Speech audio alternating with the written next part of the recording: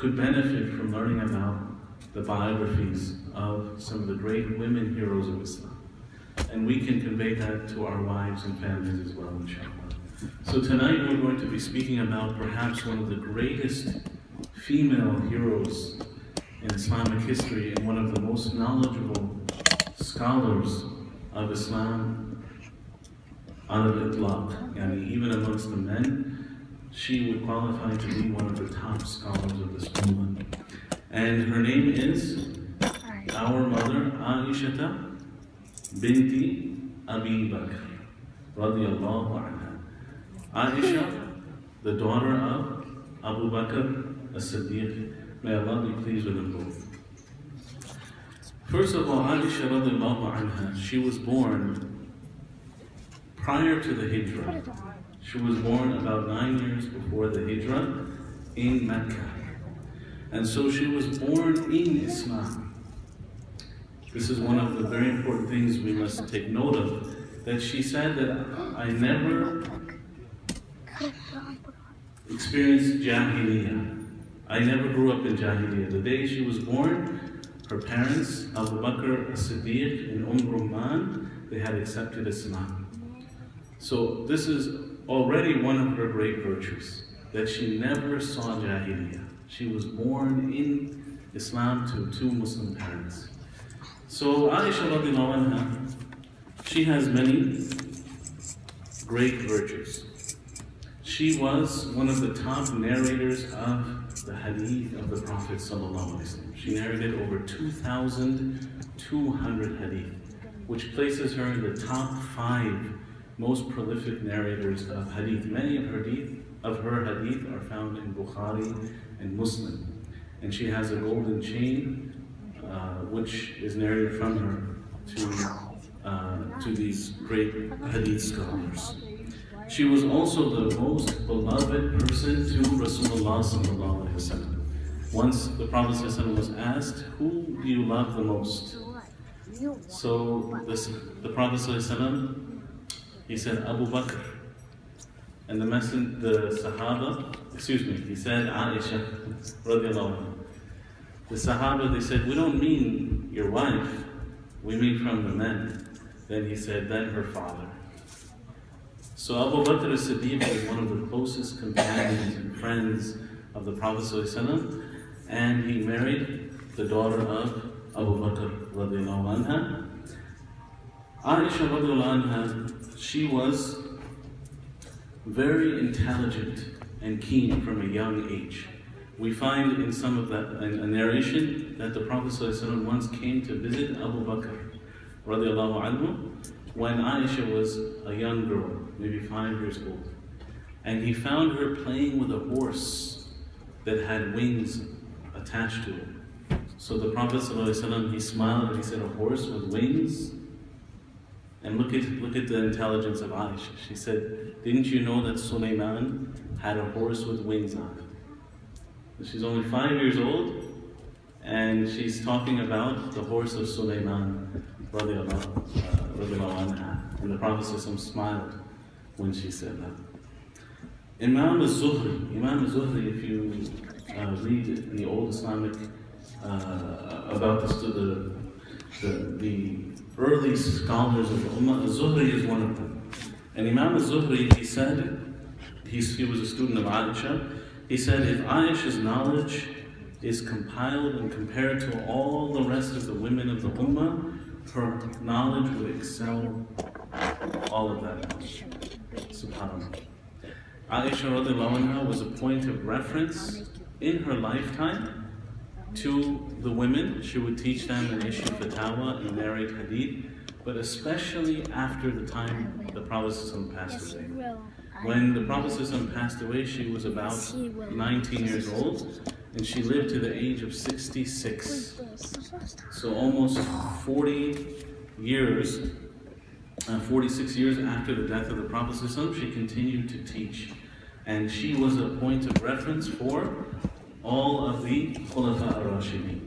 When they had issues, they would send some questions to make consultation with Aisha radiallahu anha.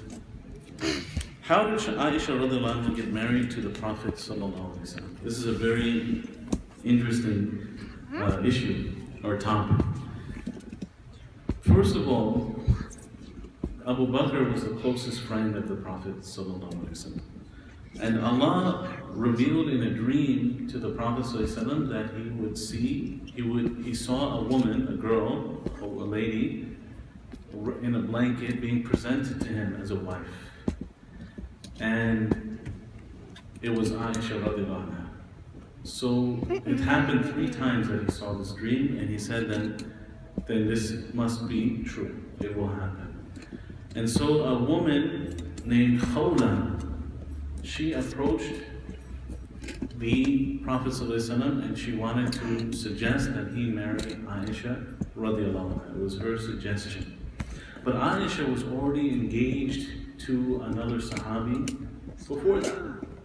This is when she was 6 years old. But she had already been engaged to a Sahabi named Mut'im. So they posed a problem to Abu Bakr. Because Abu Bakr, of course, he would like his daughter to marry the Prophet ﷺ, but she was already engaged. And so Abu Bakr was faced with an issue. However, the family of Mut'im were kuffar. They did not accept Islam. So they told Mut'im, they convinced him not to marry Aisha. So he withdrew his proposal, and so as Allah had decreed, he caused the opportunity of marriage with the Messenger sallallahu alaihi wasallam. So they were married, they were engaged. What is called the initial contract was made when she was at the age of 6 years old, after the other proposal was cancelled. And this was in Mecca. Then when the Prophet ﷺ migrated to Medina, then at that time, Aisha radiallahu anha, she reached the age of adulthood, of puberty. She was 9 years old at the time, as she narrates herself in Bukhari, and she was wedded to the Prophet sallallahu alaihi wasallam very soon after the hijrah to Medina. And the marriage that she had was a very simple wedding. It was her dowry was 500 dirhams, which is a very small amount. She had a very, very simple walima. And she moved into a house. Go to the back. Go to the back. She moved into her house, which was directly facing the masjid of the Prophet ﷺ. What kind of house did she have? A big palace? Her house was 6 feet wide, made out of mud, plaster, and when you stood up, you could touch the leaves, the palm leaves that were making the ceiling of her house. Her bed was a little mat on the ground, and she used a pillow that was stuffed with the bark of a date tree as the pillow. So that was the furniture of her house on the ground, and she had maybe a plate with some dates and water in it. This was the house that she had. No, please. So the Aisha radiallahu anha, she lived in such a simple fashion. She was the youngest and most beloved wife of the Prophet ﷺ. And by the way, I'm going to mention this now. When some people, they say that she was married at a young age, even though she participated in the battles of Badr and Uhud. So she was an adult. If a woman, a girl were to go to a battlefield such as Badr and Uhud and see the swords cutting heads off, this is not a young girl. She's a very intelligent, strong lady by the time she gets married. Badr took place very soon after her wedding. So within a year, she got married and she went to Badr. Of course, she didn't fight with the swords, but she tended the wounded, she gave water to the people on the battlefield. And so she must have been a very strong young lady at that time. Another thing to mention here is that she used to boast. She used to boast about her being married and at a young age and being a virgin. So she used to say, I was the youngest wife of the Prophet and I was the only one who was a virgin. So she was very proud of that fact, that she got married at a young age. And this is something very important to understand, that Aishah radiallahu anha herself, she was married yet at a young age, but this was provided great benefit. Excuse me. We're trying to have a lesson here. If you want, you can go to the back, please. Go to the back, please.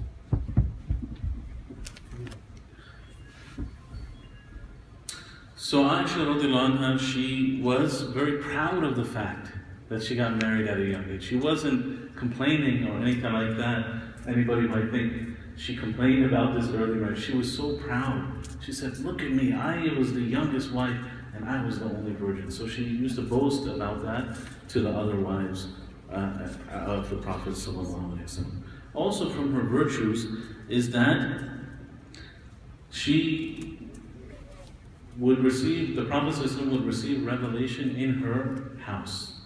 And the Prophet ﷺ, he said, I did not receive wahi in the house of any of my wives except the house of Aishah radiallahu anha. And in one occasion she saw Jibreel alayhi salam on a horse. She saw the Prophet ﷺ talking to somebody, and she asked the Prophet ﷺ, who was this person? And he said that was Jibreel and he is conveying his salam to you. So she had this virtue.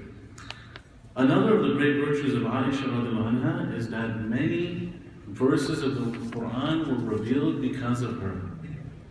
Many verses of the Quran were revealed, such as the verse in Surah An-Nur that talks about her being innocent of the ifk. Ifk, it means the great lie.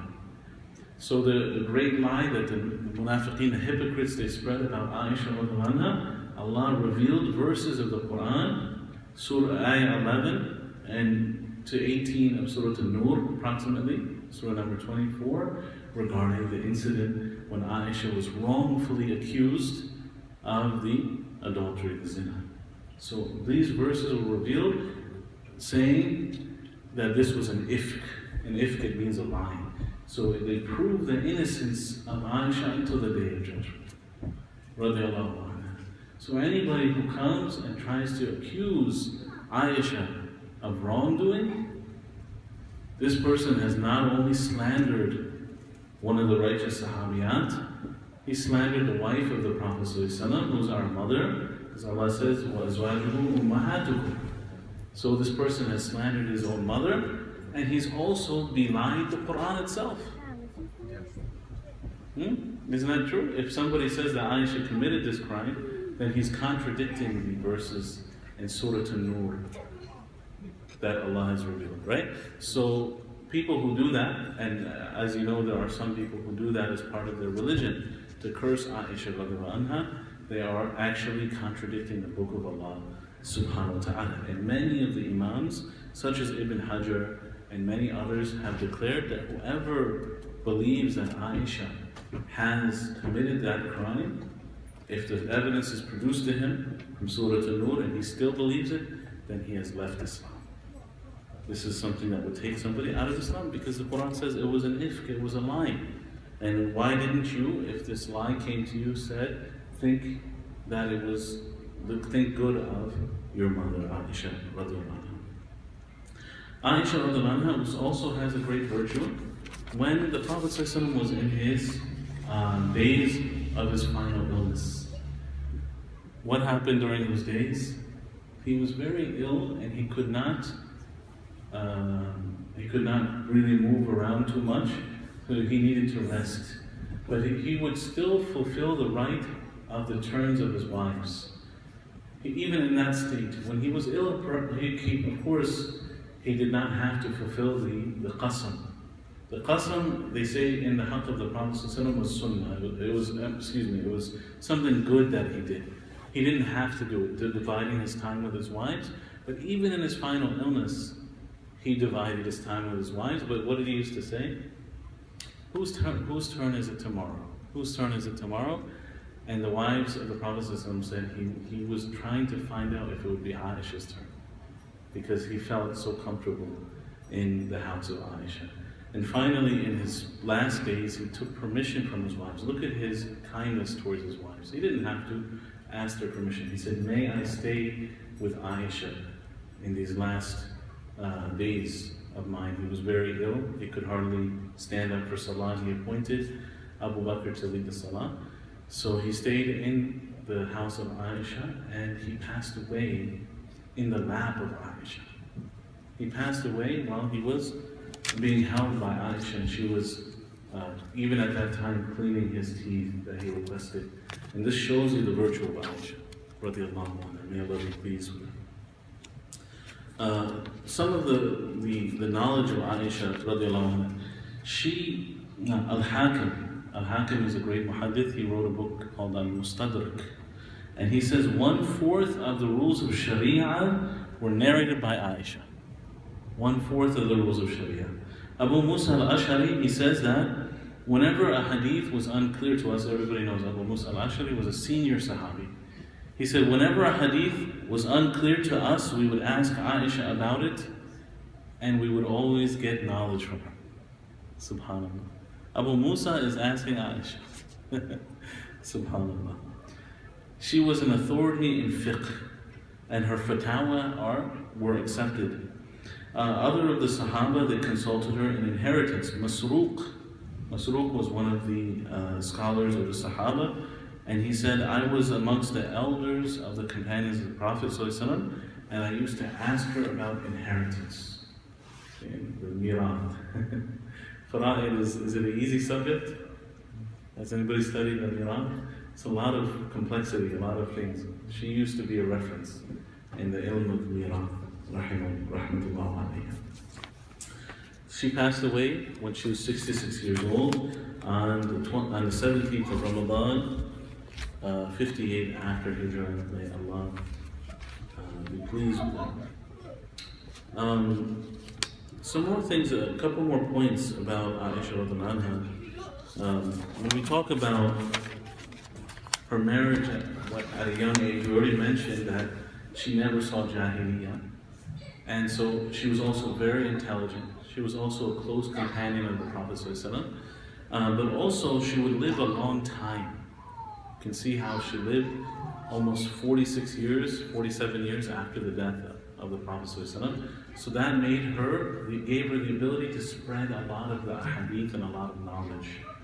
And she also was able to narrate hadith that the male Sahaba didn't know about, because she was in the house of the Prophet ﷺ. So she mentions some hadith about the marriage life and the different aspects related to marriage. She also gave tafsir of the Quran.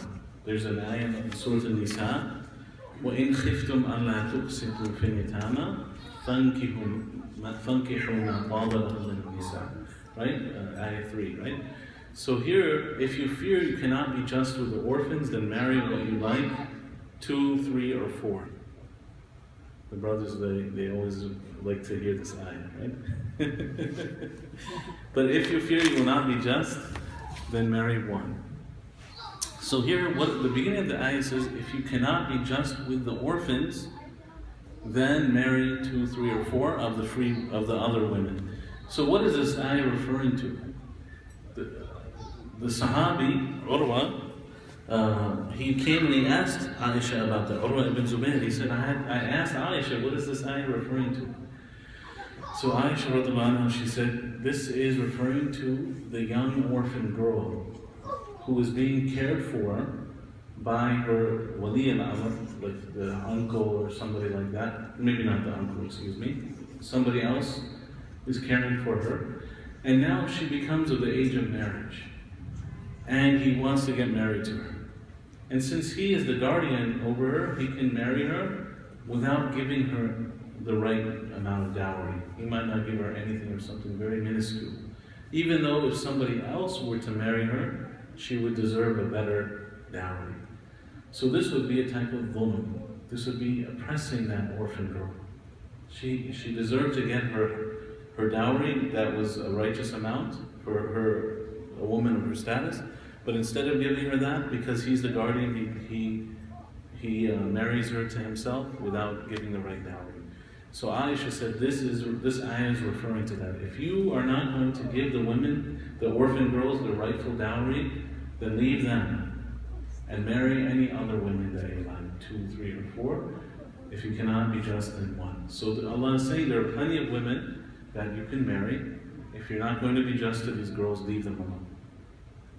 Don't take advantage of them. They don't have a father to protect them, to make sure they get a good dowry, so just leave them alone. And so this is what Aisha said that this ayah is referring to. Also, Aisha radiallahu anha, she was asked about يَسْأَلُونَكَ عَنِ النِّسَاءِ. They ask you about the Nisa, and again also describing, Allah revealed the verses about this is verse 127 of Surah An-Nisa, explaining the rights of the orphan girls. Now, the Prophet ﷺ also, he said the virtue of Aisha over the other women is like tharid over the rest of the food. Tharid is a kind of food, an Arabic food that is made with meat and bread, and it's put together in a type of meal, and it's considered very, very fine food, excellent food. For some, it's not something that you eat every day. It's something you get, it's a very special meal. It's called tharid. So the Prophet ﷺ said the virtue of Aisha over the rest of women is like tharid over the rest of the food. Sometimes the Sahaba would ask the Aisha about some terminology. So for example, they asked her, O mother of the believers, which of the containers did the Prophet ﷺ forbid us to use? Because when alcohol became haram, they used to name the containers. Like they call this one, they got wine glasses, and they have different types of cups, dubba, and things like that. So they asked Aisha, which one of these things can we use? And this is a fiqh question. So she said, the Prophet ﷺ forbade using a dubba and a muzaffat. Then he says, I asked her, what about al-jar and hantam? She said, I tell you what I've heard. Should I tell you about what I didn't hear? So she's explaining the different cups that they had. The Prophet ﷺ told the Sahaba, break those kind of cups because they remind them of the alcohol. So this shows you again her fiqh and her understanding, radiallahu anha. In one hadith, Aisha says that she was preferred with 9 characteristics. This is a very nice hadith. She said she was given 9 things that were not given to any woman other than Maryam alayhi salam. Number 1, she said that Jibreel brought my picture wrapped in a green silky cloth to the Prophet ﷺ and said, this is your wife in this world as well as the hereafter. So no other woman was given that. Number 2, all the women who had married the Prophet ﷺ were widows, except her. Number 3, or they were previously married. Number 3, the Prophet ﷺ, he breathed his last breath on my lap. Number 4, sometimes the angels would come and surround my house. So her house was the one that opened onto the masjid, and the angels would come to her house, like Jibreel alayhi salam would enter her house. Number 5, wahi would come to the Prophet ﷺ when I was sleeping next to him. Number 6, Allah sent some verses of the Quran in my favor. Subhanallah. Number 7, I am the daughter of a Khalifa and a Siddiq. Subhanallah, she's very smart. Look at the things she's mentioning. Number 8, I was born in a very pure and religious family and had the honor to spend my entire lifetime in the company of the Prophet sallallahu alaihi wasallam. See, many of the Sahaba were born before Islam, or they accepted Islam at some time during the life of the Prophet sallallahu alaihi wasallam. So they didn't have the virtue of spending their entire life as a Muslim with the Prophet sallallahu alaihi wasallam. Sahabi from the beginning to the end. But she said, I had that special virtue. And number 9, she said, Allah was kind enough to forgive me and rewarded me with plenty of wealth. Subhanallah. There's many narrations about the generosity of Aisha, radiallahu anha. One narration, I believe they said, that she received 50,000 dirhams. And she told her servant girl Barira to give it all away in charity. She received it around Dhuhr time. By the time, and she was fasting that day. By the time Maghrib time arrived, Barira said, I wish you kept a little money so we could buy some meat for iftar. She gave everything away, and there was nothing left for them to buy any meat for iftar. Radiallahu anha. Now, also, she was a Qurashi. She was from the tribe of the Quraysh. And she lived with the Prophet ﷺ for 9 years. One of the things people are trying to debate these days is the age of Aishah we talked about.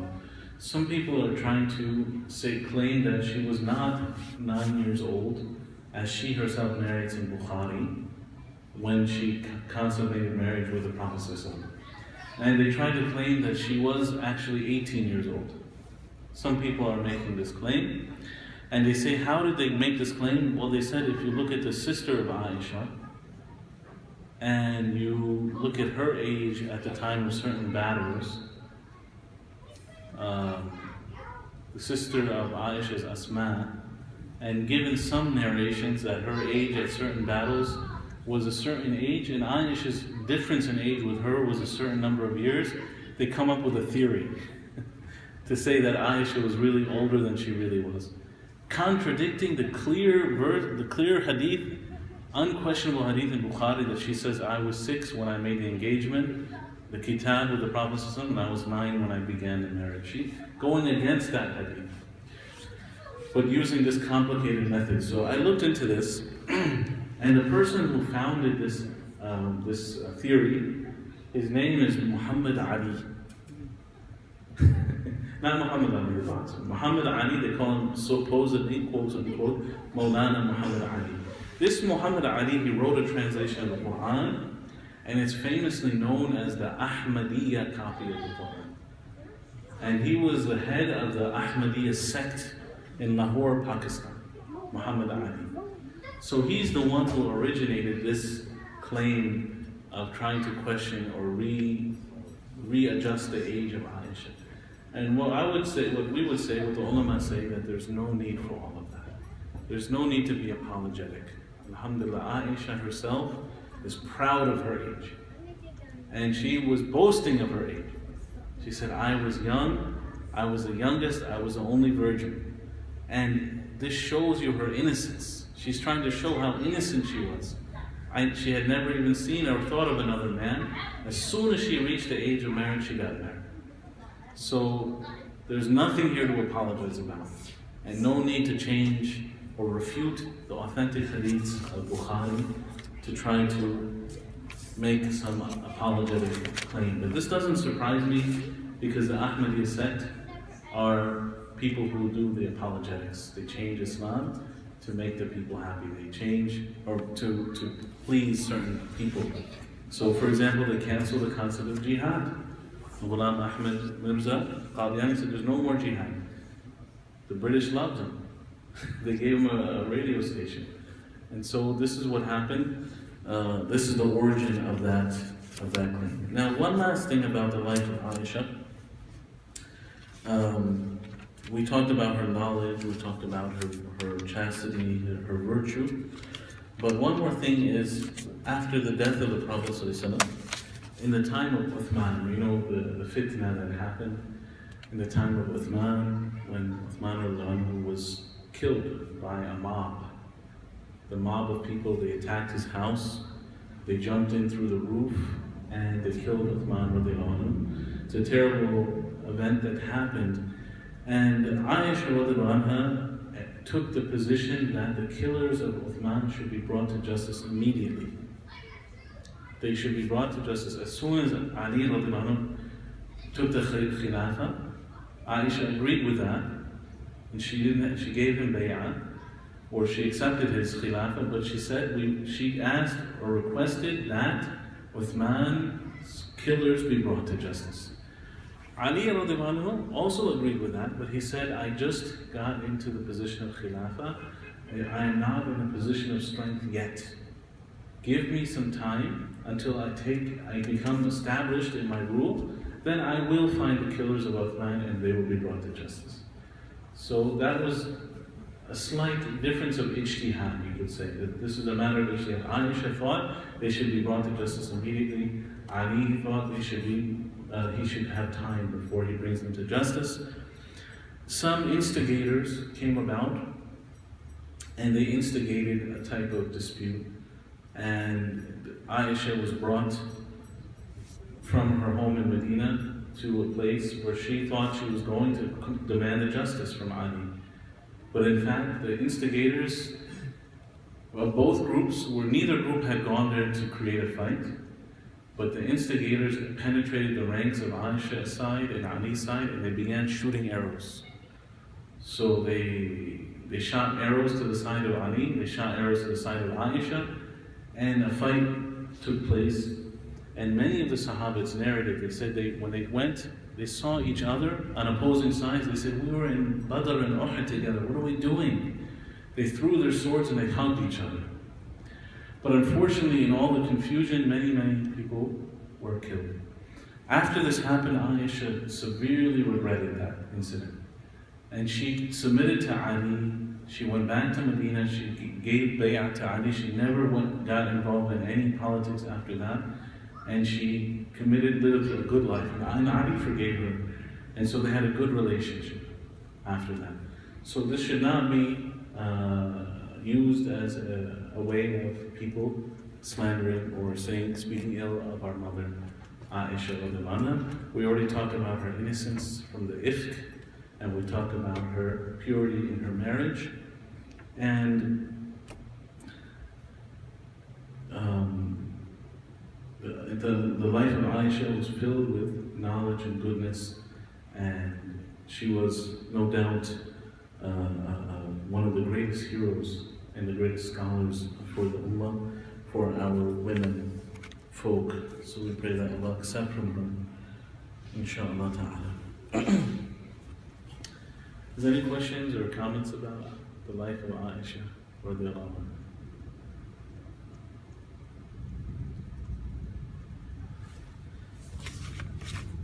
anha? Sisters, I hope the sisters are listening. If some of the sisters are there, you're welcome to send your questions over. I just want to re-emphasize this one point, where Aisha is boasting about her virginity and her young age to the other wives. So this was no way construed in a negative way. And all of the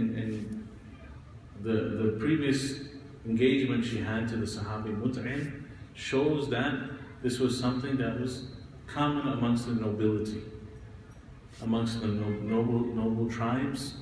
This was something common not only in Arabia, but it was common throughout the world. And again, Aisha, she fought in the battle of Badr. I shouldn't say she fought, but she went out with the army and she served the wounded and she took care of the people, giving them water. So this shows you that she was a very strong and mature woman. The women in those days were very strong, very intelligent, especially her, and they matured differently than today. The women today and many girls today are not as mature, or boys. You see that many boys, they were 11 years old, they used to stand on their toes, like the brother of Sa'd ibn Abi Waqqas, on their tippy toes, so they could hold a sword above the ground, because they used to tie it on their neck, so that the Prophet ﷺ would let them go with the army. So sometimes he would catch them, say, you're not tall enough, go back. So 10, 11 years old, they were very intelligent, very mature. So alhamdulillah, there's nothing that we need to apologize, and definitely we don't need to change our Islamic tradition for any reason, inshallah ta'ala. So may Allah be pleased with our mother Aisha radiallahu anha, and accept from the knowledge that she passed on to us. If you open any book of fiqh or any hadith book, chances are you're going to read a hadith from Aisha radiallahu anha. At least, she's in the top four. The top four. Yeah, number one is who? Hadith narrators? Abu Hurairah. He's pretty much the only one who surpasses her. The other Ibn Umar and Anas ibn Malik and Aishah are all about the same, 2,000 some hadith. Abu Huraira, I think he has 5,000 or 6,000 hadith or more than that. So, subhanAllah, she had a brilliant memory and extremely intelligent, extremely wise and intelligent. Subhanallah. Yeah. Yes, brother. Like nowadays, if somebody have like a 4 wives, and one of them said like I am, like she's proud of herself that I am a virgin and better. What should happen nowadays? I don't want to talk about Prophet's wife. Sallallahu Alaihi Wasallam. Okay, your question is if somebody were married to 4 wives, one of the wives was proud that she was a virgin. To the others? Yes, this happened even to the time of Aishah. There was some competition, you could say, or between co-wives, there is some feelings like that. So it did happen. Aisha, she said, I used to feel jealousy towards Khadija, Bint Khuwaylid, even though I never saw her. I never met her. But I used to feel jealous towards her more than any of the other wives. Because the Prophet ﷺ used to always talk about her and always praise her, subhanAllah. And the other wives, they also felt jealous of Aisha because the Prophet ﷺ used to love Aisha so much. Of course, this is something he couldn't control. The heart is in the hands of Allah, in the 2 fingers of the Rahman. So once they sent Fatima to talk to the Prophet ﷺ, and they said, please, the wives had said, be fair to us, love us, or be like you are with Aisha to all of us. So the Prophet ﷺ, he said, do not harm me with regard to Aisha. Don't harm me with her. He had a very, very intimate and loving relationship with Aisha radiallahu anha. So the other wives knew that as well. And she had some little bit of jealousy, but this is a natural feeling in every woman. So it's not something to be blameworthy, it's actually something praiseworthy for the wives of our mothers, the wives of the believers. It's something beautiful because it shows their love for Rasulullah sallallahu alaihi wasallam. And all of the wives, they were given the choice after the battle of Khaybar. The battle of Khaybar, when the Muslims conquered Khaybar, they got a huge amount of wealth, massive amount of wealth. So it was being distributed. So some of the wives, they wanted some of that wealth. So the Prophet ﷺ, he did not want to give the wives this wealth.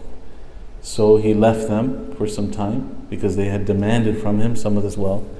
And the verses came down. If you want the dunya, then Allah, I will give it to you and leave you on your own. And you can take whatever you want of the dunya. But if you want Allah and the Messenger, then you make the choice. So all of the wives, they said, we choose Allah and His Messenger. So Aisha was from those wives. So there's no way to accuse Aisha of any wrongdoing from any angle. Not from the angle of dunya, she never wanted dunya or position. Not from the angle of knowledge, not from the angle of the ifk, which Allah has said that she's innocent from. And not from the angle of saying that she contradicted Ali. She didn't do that, she just had an ijtihad. And the people who slander her, they are slandering an innocent woman. And in the Quran, just read Surah An-Nur. Surah An-Nur, what talks about the innocence of Aisha radiallahu anha. There was another verse revealed about her, which is tayammum. I'll go ahead, I'll let you answer that. This thing. Alhamdulillah, no problem. There was one other ayah revealed in the case of Aisha. Do you know which one it was? When Aisha had lost her necklace and the caravan got stuck because they couldn't go because she was looking for her necklace. I think she had a necklace that was given to her from made out of some kind of shells or pearls or something, and she was looking everywhere for it. So then the Prophet ﷺ was delayed to go forward on the battle. So Abu Bakr came and he was very angry, and he said, look, you have delayed the Prophet ﷺ. But then, and they didn't have water, and the time for Salah came. So what happened? The ayahs of tayammum were revealed. Tayammum is making the wudu, the ablution using sand. So some of the Sahaba, they said, this isn't your first virtue, O Aishah.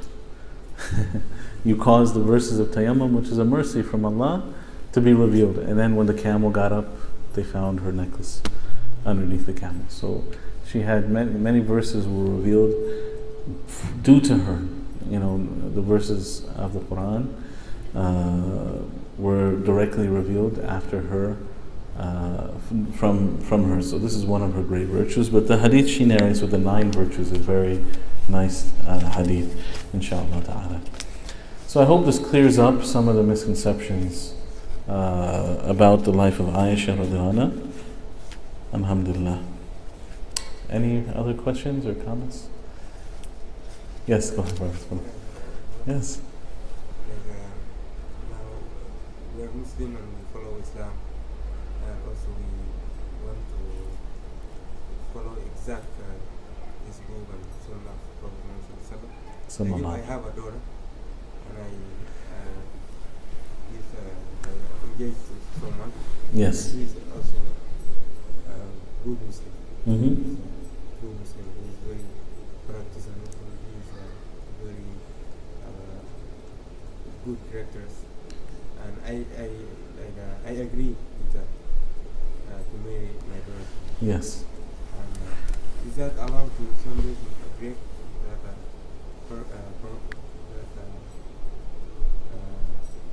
promise? Like I promise that person to marry.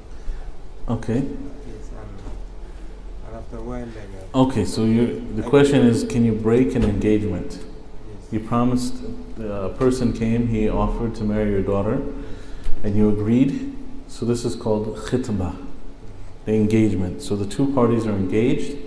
Now at some point, one of the two parties wants to break the engagement. Is this allowed? Yes, it's allowed. It's allowed. It's not a binding contract. The khitbah, it's an agreement of two parties that they would like to go forward with a marriage, but it's not prohibited to break that contract. No, it's allowed to break the contract. However, in the case of the Prophet ﷺ with Aishah, she was already engaged to mut'im, and it's normally speaking, it's not allowed to propose to a girl who's already engaged. Right? This is part of in the Islamic law. It's normally you cannot propose to a girl who's already been engaged to somebody else. This is the rights of brotherhood in Islam. لا يخطب على خطبة أخيك ولا تسوم على صومة أخيك. Don't try to outbid your brother. If the two people agree to buy a car, Dr. Ali has a nice car, Honda CRV, right? So I agree to him, I'm going to buy his Honda. And we agreed on the price, everything is agreed upon. And I'm just going to bring the money and we're going to finish the contract. So Brother Muhammad comes, he says, oh, don't sell it to Imam Faisal, I have more money. I'm going to buy it from you. This is not allowed because the agreement is finalized. But if the agreement is open, we're just negotiating, it's okay for somebody else. So Aisha was engaged to mut'im. According to the Sharia now, nobody can go and request Aisha in marriage. But perhaps that ruling didn't apply at that time. But in any case, Allah made a way out. He caused the family of Mut'im to say, oh, Abu Bakr, he became a Muslim. You don't want to marry his daughter. And so they pushed him and forced him to give up the engagement. So he gave it up, and alhamdulillah, the Prophet ﷺ made a new engagement with her. So there's no problem in something like that, inshallah. Or if either party decides to break the engagement, it's allowed, inshallah ta'ala. Jazakallah khair. He was still a mushrik. Yeah, I believe he was a mushrik, but at least his family was mushrik. I don't know about him. No. Yes, brother. How big did you say Aishah? how big was her house? They say that it was about 6 feet wide, and that's true because when the Prophet ﷺ needed to make sajda, she would be sleeping on the mat, and he would tap her legs. So she would move her legs, and then he could do the sajda. So then she would extend her legs after he finished his sajda. So you could say it was probably, the width was maybe 6 by 6, something like that. Very, subhanAllah. And I think when they were, and that's where the Prophet ﷺ was buried when he passed away, in her room. And there was a room for Abu Bakr, her father, and there was just enough room for one more person. So Aishah, she said, I was saving that spot for me. I want to be with my father and my husband. But Umar radiallahu anhu, he wrote to her, or he asked from her when he was passing away, may I have this spot next to your father and the Prophet ﷺ? And Aisha, out of her generosity, she gave up the spot. She said, that's fine, you can have the spot. And she was buried in the main graveyard, which is called Jannat al-Baqi', with the other wives of the Prophet ﷺ. So she, this is also an evidence that you can give up something virtuous to somebody else. You know, if somebody has something that they can do that's virtuous, like call the adhan, somebody else wants to call the adhan, it's okay for you to say, go ahead, call the adhan. You can give up some virtue. It's not wrong to do that. And she gave up that very precious spot. But after Umar was buried there, she never took her hijab off in her room. Even in her room, she would continue to wear the hijab. And then when some women would come, and they would like to take, some women would say, we want to visit you, Aisha, and they would come in and take some dirt from the grave of the Prophet ﷺ. They were tricking Aisha. They really just wanted to get some dirt for barakah. So Aisha had a wall built around the grave of the Prophet ﷺ, so the women couldn't take any dirt from his grave. So she realized that this was some kind of prohibited thing, to take the dirt for barakah or blessings. Radiallahu anha.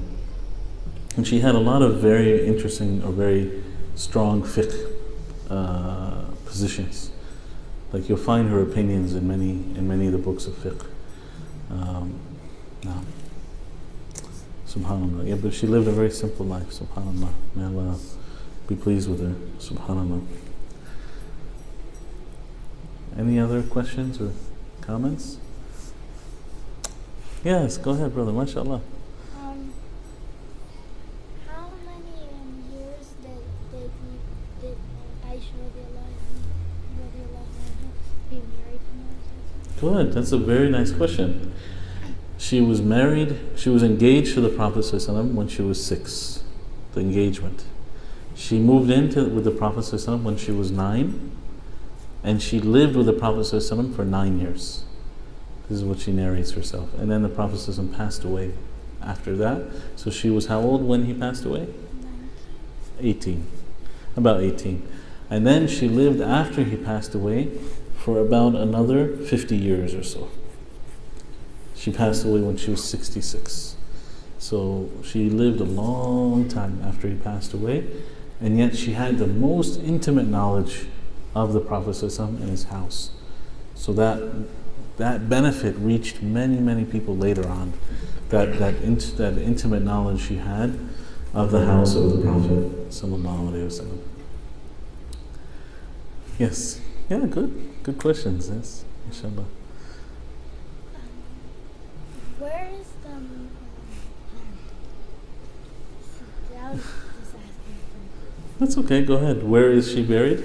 Was that your question? Or where did she? Where's her cemetery? Okay. Her cemetery, if you go to the masjid of the Prophet ﷺ, the house of Aisha is still there, but they have a gate around it, and there's a sign, and it's written Muhammad ﷺ, and then the next gate it says Umar, and the next gate says Abu Bakr. So that area there is the graves of where Aisha's house used to be. Then when you exit from there, on the outside of the masjid, there's a place called the Baqi' cemetery. And there you find many of the graves of the Sahaba, including all the wives of the Prophet sallallahu alaihi wasallam. They're all buried there.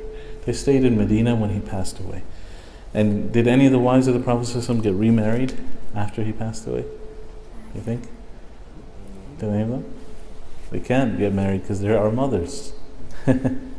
Nobody can marry them. أزواجه أمهاتكم. It's not allowed to marry any of them. رضي الله عنهن جميعا, and they will be the wives of the Prophet sallallahu alaihi wasallam in Jannah. Inshallah ta'ala. Alhamdulillah. Good. Yes, brother. Fadal. I was wondering, like, how many kids did the Prophet have, and was there a reason he didn't have more? Good question. Or was it just because? Oh, okay, that's a good question. I don't think that the Prophet ﷺ didn't prevented children. He encouraged having children, and if Allah blessed him with more children, I'm sure he would have been very happy. I mean, he wouldn't have, it was his encouragement that a man should try to marry the fertile and loving woman so that he can have more children. But it was Allah's decree that all his children only came from Khadija. Subhanallah. All of his children came from Khadija radiallahu anha. He had 4 daughters, as you know, probably, and some ulama say he had 3 sons. He did have another child, he had a child from Maria. Ibrahim was his child from Maria, but Ibrahim passed away when he was young. And from Khadija, I believe they say that he had either 2 or 3 sons, but there's a lot of difference of opinion whether they were the same son, but there's different names. So they say Tahir, and they say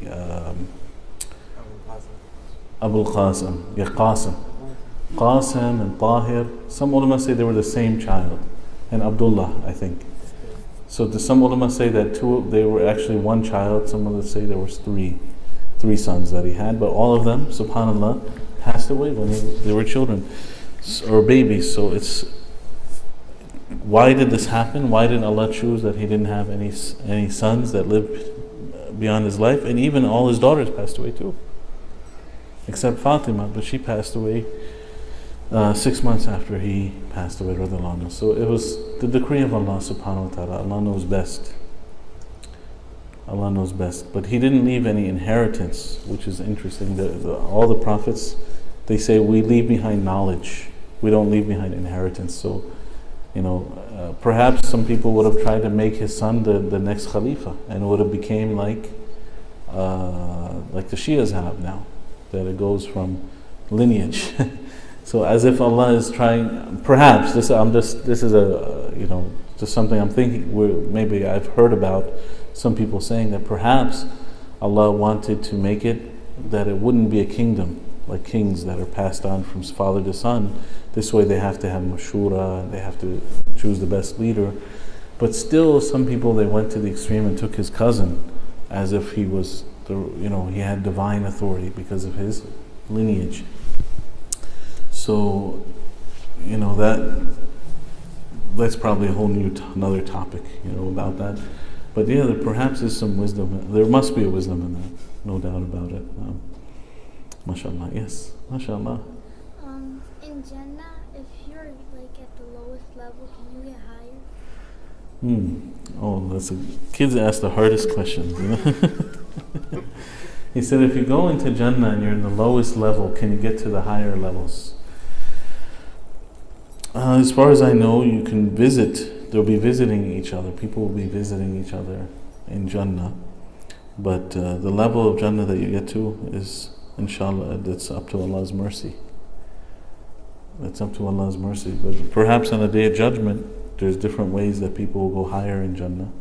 If there are people that intercede for them, like the Prophet ﷺ will intercede for some people so that they will come out of the hellfire and go into Jannah. Some people one person he'll intercede, so he's from the lower level of hellfire to the least level of hellfire. Do you know who that is? Abu Talib. Abu Talib, he would have been in a deep level of hellfire, but the Prophet ﷺ will intercede so that he will just be on the bottom edge of the hellfire. But even that, the Prophet ﷺ would cause the brains to boil. So hot. Just his sandal, I believe the hadith says, his sandal will be burning, but it will cause the brain to boil. So it's very, there's people like that. And then there's people who are in between Jannah and hellfire. They don't have, their good and bad deeds are equal. Do you know where they'll be? The Araf, the heights, right? So then the Prophet ﷺ will intercede, and then they will come out from there and go into Jannah. There's some people who will be waiting at the door of Jannah. The door will not be opened until who comes? The guardian of Jannah, Ridwan, or the gatekeeper of that Jannah, that door will say, this door is not going to be opened except for one person. So the Prophet ﷺ will come, so his intercession will cause the opening of the door of Jannah. So he has many virtues in the hereafter, by Allah's permission. And there was a good question. A Sahabi said, he came crying to the Prophet ﷺ, and he said, when I leave you here, I feel so sad, so I come running to see you, and then I get happy. But if I am lucky enough to get into Jannah, I will definitely not be in your level of Jannah. So he said he was so sad about that. So the Prophet ﷺ, he told him a person will be with the ones that he loves. So if somebody truly loves the Prophet ﷺ, then Allah will allow him to see him in Jannah and be with him. And he said, the closest one to me on the Day of Judgment is the one with the best character. The people who will be closest to Rasulullah ﷺ on the Yawm al-Qiyamah, he said, me and the person of good character will be like this, like next to each other in Jannah and on the Day of Judgment. So that's one way to be close to him, inshallah, to practice his character. Yes, go ahead.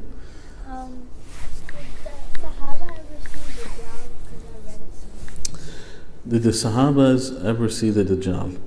Well, the Dajjal is something that will come towards the end of time, right before the Day of Judgment, and right after the descent of the Dajjal will be the coming of Isa ibn Maryam. So the Sahaba were afraid of the Dajjal, and they thought some people were the Dajjal. And there were some little mini Dajjals, you could say. Dajjal, it just means imposter or liar. So there were some Dajjals amongst their time, and there was one guy, his name's Ibn Sayyad. And Ibn Sayyad used to perform different kinds of miracles. He was a young boy, actually. But he used to do some weird things, like I think he used to float or something like that. He would do some kind of weird miracles. So the Sahaba thought, this is the Dajjal. This is the Dajjal. So Ibn Sayyad was a boy at the time, and the Prophet ﷺ himself, he didn't know if he's the Dajjal, or he said he was looking and he was trying to see Ibn Sayyad from behind a tree to see what he was doing, like what kind of worship or what is he doing. So then Ibn Sayyad's mother saw the Prophet ﷺ and said, Ibn Sayyad, what Muhammad is watching you. The Prophet ﷺ is watching you. So then the Prophet ﷺ said, if she didn't say anything, I would have known the truth about him. But later on, Ibn Sayyad, he accepted Islam.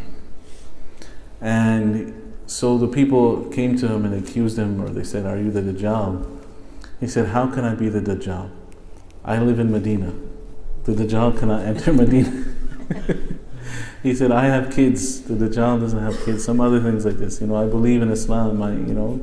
So he denied it. But then he used to I think he used to have some Jewish practices, some sihr. So he did say something like, if they offered me to be the Dajjal, I wouldn't refuse, something like that. So he did some strange things.